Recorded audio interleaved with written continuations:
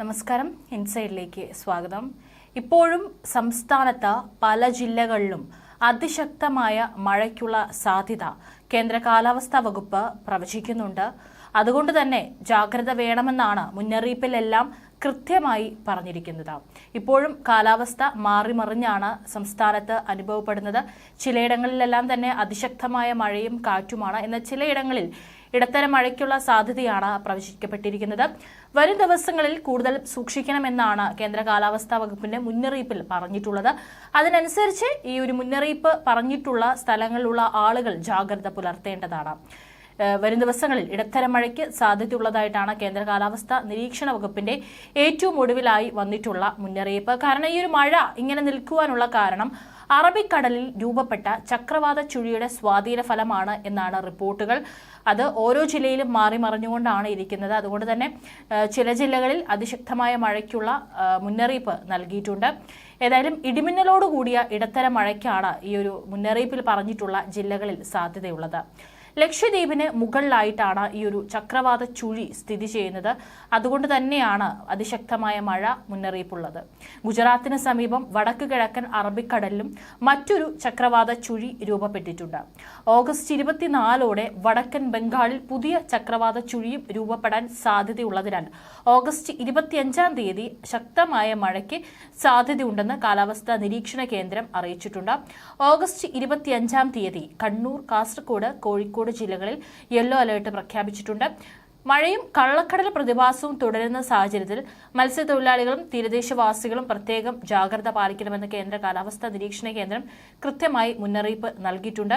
ഇതിൽ പ്രത്യേകിച്ച് കണ്ണൂർ, കാസർഗോഡ് തീരങ്ങൾക്ക് പ്രത്യേക ജാഗ്രതയും ആവശ്യമാണ്. അതുകൊണ്ട് തന്നെ ആളുകൾ അവിടെ നിന്ന് മാറി താമസിക്കേണ്ട ആവശ്യം വന്നു കഴിഞ്ഞാൽ മാറി താമസിക്കണം. അതുപോലെ മത്സ്യബന്ധനത്തിനും മറ്റും പോകരുതെന്നുള്ള മുന്നറിയിപ്പും കേന്ദ്ര കാലാവസ്ഥാ വകുപ്പ് നൽകുന്നുണ്ട്. ഉയർന്ന തിരമാലകൾക്കും കടൽ കൂടുതൽ പ്രക്ഷുബ്ധമാകാനും സാധ്യതയുള്ളതായി INCOIS അറിയിച്ചിട്ടുണ്ട്. കേരള തീരത്ത് ഇന്ന് രാത്രി 8:30 മുതൽ നാളെ രാത്രി 11:30 വരെ 2.7 മുതൽ 3.1 മീറ്റർ വരെ ഉയർന്ന തിരമാലയ്ക്കും കള്ളക്കടൽ പ്രതിഭാസത്തിനും സാധ്യതയുണ്ടെന്നാണ് അറിയിപ്പ്. ലക്ഷദ്വീപിലെ അഗത്തി, അമിനി തീരങ്ങൾക്കും ഉയർന്ന തിരമാല ജാഗ്രതാ മുന്നറിയിപ്പ് നൽകിയിട്ടുണ്ട്. ഈ പ്രദേശങ്ങളിലെ മത്സ്യത്തൊഴിലാളികളും തീരദേശവാസികളും പ്രത്യേക ജാഗ്രത പാലിക്കണം. കേരള, ലക്ഷദ്വീപ്, കർണാടക തീരങ്ങളിൽ മത്സ്യബന്ധനത്തിന് പോകാൻ പാടില്ലെന്നും കേന്ദ്ര കാലാവസ്ഥാ വകുപ്പ് അറിയിച്ചിട്ടുണ്ട്. വെള്ളിയാഴ്ച വരെ കേരള തീരങ്ങളിൽ മണിക്കൂറിൽ 35 മുതൽ 45 കിലോമീറ്റർ വരെയും ചില അവസരങ്ങളിൽ മണിക്കൂറിൽ 55 കിലോമീറ്റർ വരെയും വേഗതയിലും ശക്തമായ കാറ്റിനും മോശം കാലാവസ്ഥയ്ക്കും സാധ്യതയുണ്ട്.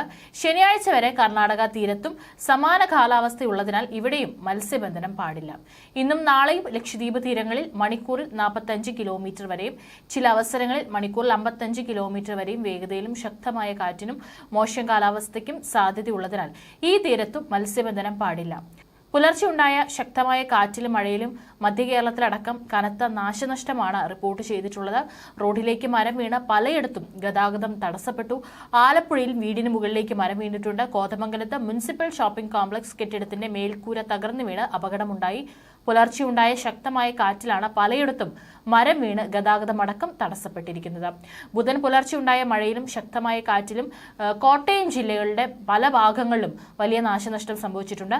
കല്ലറ, ഒളശ, പരിപ്പ്, വെച്ചൂർ, ഉദയനാപുരം, അയർക്കുന്നം, പള്ളം തുടങ്ങിയ ഭാഗങ്ങളിലുമാണ് വ്യാപകമായ നാശനഷ്ടമുണ്ടായത്. വൈക്കം, കോട്ടയം താലൂക്കുകളിലെ പ്രദേശങ്ങളിലും നിരവധി വീടുകൾ മരം വീണ് തകർന്നിട്ടുണ്ട്. പള്ളത്ത് KCB സബ്സ്റ്റേഷന് സമീപം വൈദ്യുതി ലൈനിലേക്ക് മരം വീണതിനെ തുടർന്ന് ജില്ലയിലെ മിക്കയിടങ്ങളിലും വൈദ്യുതി മുടങ്ങിയിട്ടുണ്ട്. പലയിടങ്ങളിലും ലൈനിലേക്ക് മരം വീണു പോസ്റ്റുകൾ തകർന്നു വൈദ്യുതി ബന്ധം തകരാറിലായിട്ടുണ്ട്.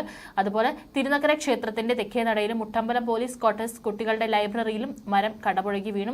KSRTC ബസ് സ്റ്റേഷനിൽ ജീവനക്കാരുടെ പാർക്കിംഗ് സ്ഥലത്ത് ഇരുചക്ര വാഹനങ്ങൾക്ക് മുകളിലേക്ക് മരം വീണ് വാഹനങ്ങൾക്ക് കേടുപാടുകൾ സംഭവിച്ചിട്ടുണ്ട്. ഏറ്റുമാനൂർ, കണ്ണമ്പുരയിൽ 1 ഏക്കർ വാഴകൃഷി നശിച്ചിട്ടുണ്ട്. മീനച്ചിലാറ്റിൽ ജലനിരപ്പ് ഉയർന്നതിനാൽ ജാഗ്രതാ നിർദ്ദേശം പുറപ്പെടുവിച്ചിട്ടുണ്ട്. ആലപ്പുഴയിലും പല പലയിടത്തും വീടുകളും വാഹനങ്ങളും തകർന്നു. നിലമ്പൂരിലും സ്കൂട്ടറിൽ സഞ്ചരിച്ച യുവാവിന്റെ ദേഹത്ത് തെങ്ങ് മറിഞ്ഞു വീണ് ഗുരുതരമായി പരിക്കേറ്റിട്ടുണ്ട്. കഞ്ഞിക്കുഴി പഞ്ചായത്ത് അയ്യപ്പൻചേരിയിലും വീടിന് മുകളിൽ മരം വീണ് മേൽക്കൂര തകർന്നിട്ടുണ്ട്. തോട്ടപ്പള്ളി ഹാർബറിലും നിർത്തിയിട്ടിരുന്ന ചെറുവള്ളങ്ങൾക്ക് കേടുപാടുകൾ സംഭവിച്ചു. കുട്ടനാട്ടിൽ താഴ്ന്ന പ്രദേശങ്ങളിലും ജലനിരപ്പ് ഉയർന്നിട്ടുണ്ട്.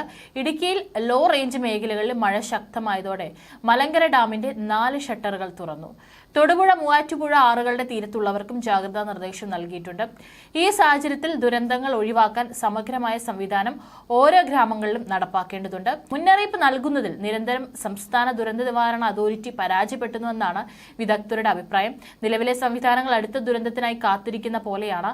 വയനാട്ടിൽ ഇപ്പോൾ നടന്ന ഉരുൾപൊട്ടൽ അത്യുഗ്ര സ്ഫോടനത്തിന് തുല്യമാണ്.